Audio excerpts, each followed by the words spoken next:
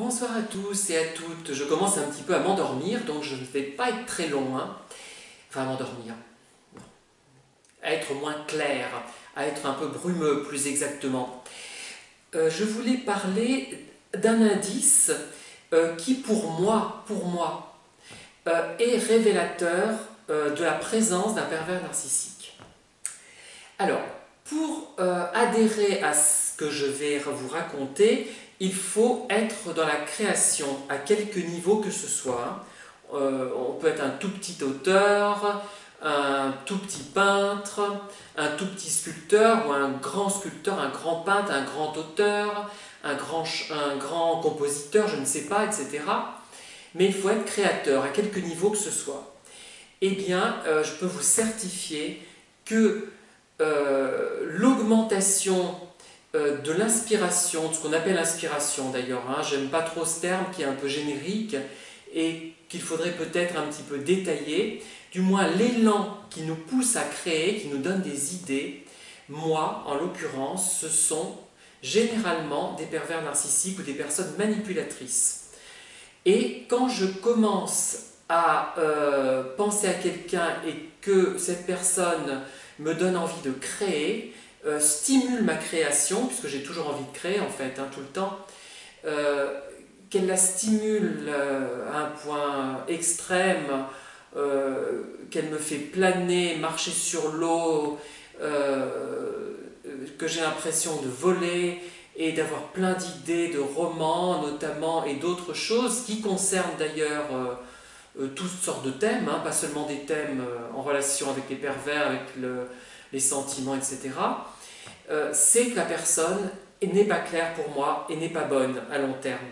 Bon, les pervers, vous savez, au départ, nous présentent les choses d'une manière idyllique et ils nous font rêver. Ils répondent à nos besoins, à nos aspirations, ils perçoivent ce qui est important pour nous, ce qui fait qu'ils nous le présentent de façon très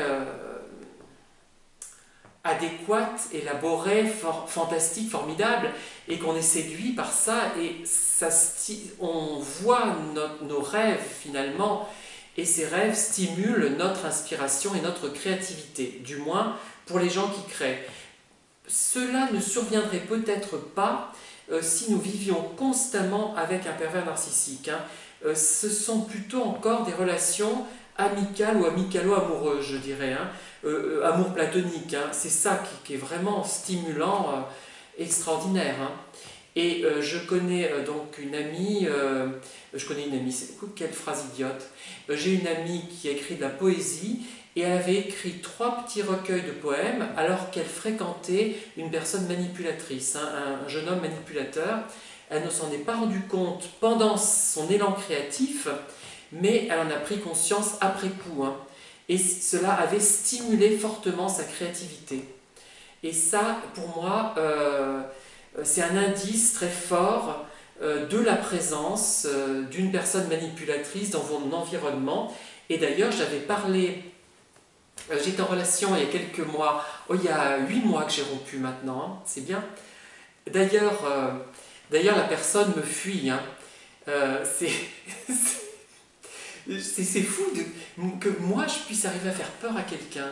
C'est étonnant, enfin bon. La personne me fuit et donc il y a 8 mois, j'ai réussi à rompre, mais il y a 1 an, j'avais parlé de cette personne à quelqu'un et je lui ai dit ah non, un tel, il faut que j'arrête parce qu'il m'inspire terriblement. Je suis en veine de création, j'ai plein d'idées. Et je crois qu'il faut que j'arrête, je crois que c'est un manipulateur. Et ça s'est révélé, j'ai continué quand même, mais pour moi c'est vraiment aussi un indice fort.